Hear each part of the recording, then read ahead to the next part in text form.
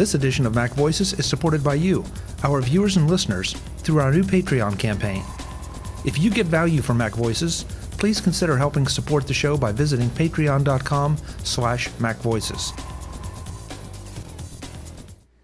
Hi, I'm Chuck Joyner, and this is a MacVoices briefing on the first few days with the iPhone X, impressions, accessories, and performance. I know, that's a little cheesy, sorry.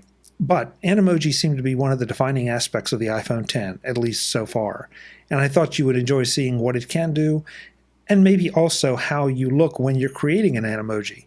So here I am side to side. Hi, I'm Chuck Joyner, and this is a MacVoices briefing on the first few days with the iPhone X, impressions, accessories, and performance. It's going to be very interesting to see what happens with Animoji, whether they're just a trendy thing or whether they really are the future of text messages and other things to come. But for now, they're certainly a lot of fun to play with, and you're seeing them everywhere.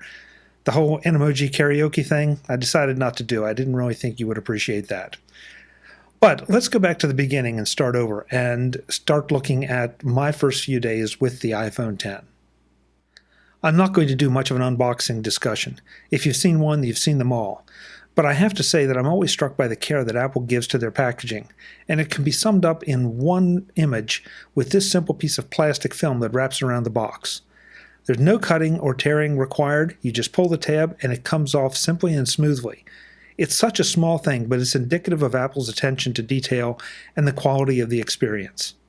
Because I was migrating from an iPhone 7 Plus, I made sure that I had both backed up to iCloud and also had a Direct Connect backup done on my MacBook Pro. I had upgraded all the apps possible and also made sure I had the absolute current version of the operating system before proceeding. Once the iPhone X is powered up, it was a simple matter to go through the usual steps, with one addition: setting up face recognition. Just as with fingerprint training for previous iPhones, the setup was simple and didn't take more than a couple minutes, if that. The on-screen instructions and feedback were easy to understand and follow. I had planned to restore the phone from the Direct Connect backup, but discovered that the iPhone X had iOS 11 installed, and the backup was made with iOS 11.1. Rather than wiping the phone and starting all over, I decided to go the iCloud route and use the Quick Start option. That's when you place your two phones close together, they recognize each other and do the transfer themselves. The phones seemed to have a mind of their own, telling me which phone needed to see the image that was displayed on the other, and then starting the migration of data. The process was quick. It might have been quicker if I hadn't received a phone call right in the middle, but it finished up without a hitch. I also followed some online advice and kept my Apple Watch right beside both phones during the process.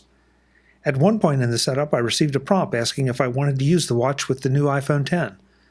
No repairing, no unpairing, no nothing. All very automatic. And that was it. The new iPhone was set up and ready to go. Within about 30 minutes, I had all the apps re-downloaded and ready to roll. It took a little longer to download the unplayed podcasts in Downcast, but that's to be expected. A couple notes. I'm not certain if this was the case with past iPhone upgrades, but I found that some apps required me to log into their services or their accounts, while the permissions seemed to migrate with others. Waze required me to re-log in. Downcast did. Ring did. Dropbox did. Turbot did. Feedly didn't. The lesson here is that if you're migrating to your new iPhone X, be sure that you allocate time for some first-time logins to all your essential apps. Trading security for a little inconvenience, in this case, is just fine by me. The same goes for your Bluetooth devices, speakers, earphones, etc. They all needed to be repaired with my new iPhone X, except for the AirPods, of course. The one exception was my tiles, that I used to keep track of suitcases and backpacks and other things. They showed up in the Bluetooth control panel with no interaction on my part. On the first trip in the car, CarPlay required me to acknowledge that I wanted the in-car unit to work with the new iPhone X, but other than selective and affirmative answer, it was a non-event.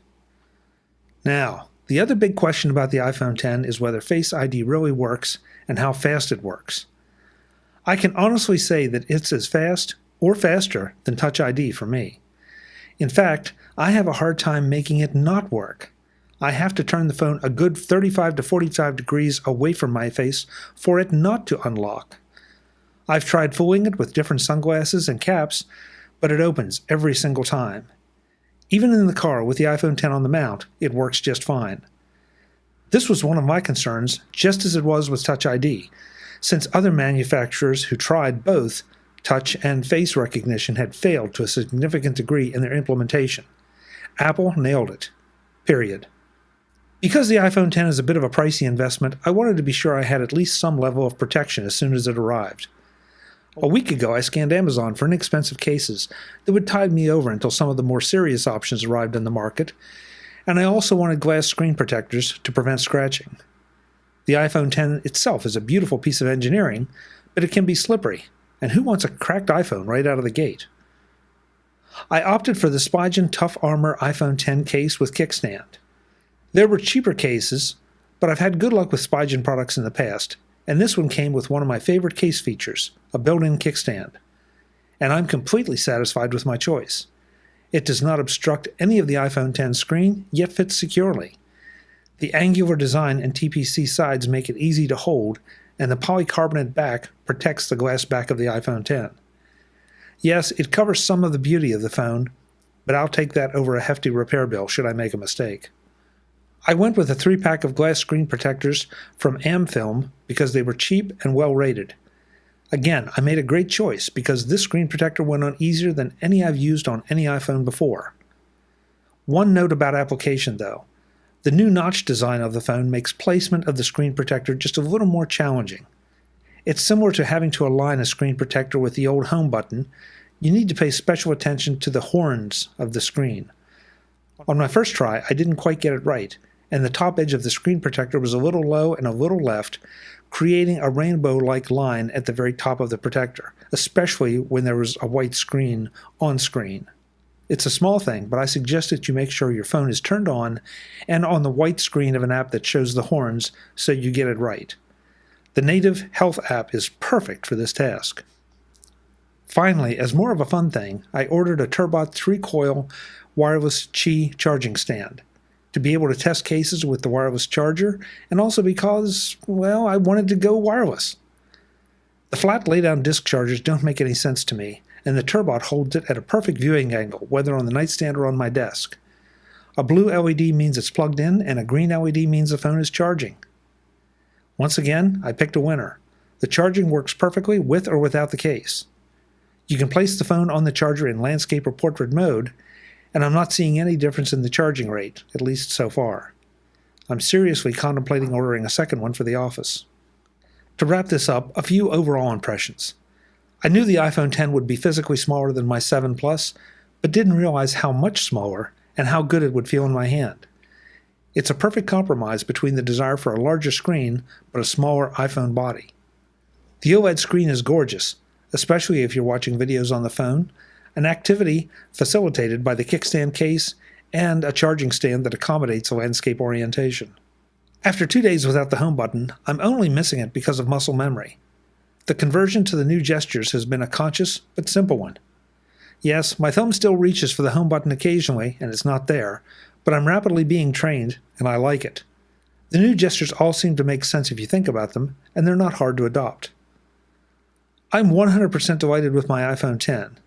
If you order an iPhone 8 and have even the smallest interest in the 10, pay attention to how much time you have to make a change.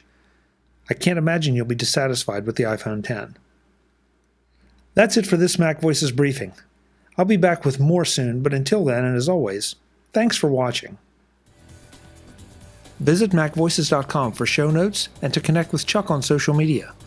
Get involved in our MacVoices Facebook group and get more out of your Apple tech with MacVoices magazine, free on Flipboard. And if you find value in it all, consider supporting us at patreon.com/MacVoices. Advertising handled by Backbeat Media at backbeatmedia.com. Bandwidth provided by CashFly at cashfly.com.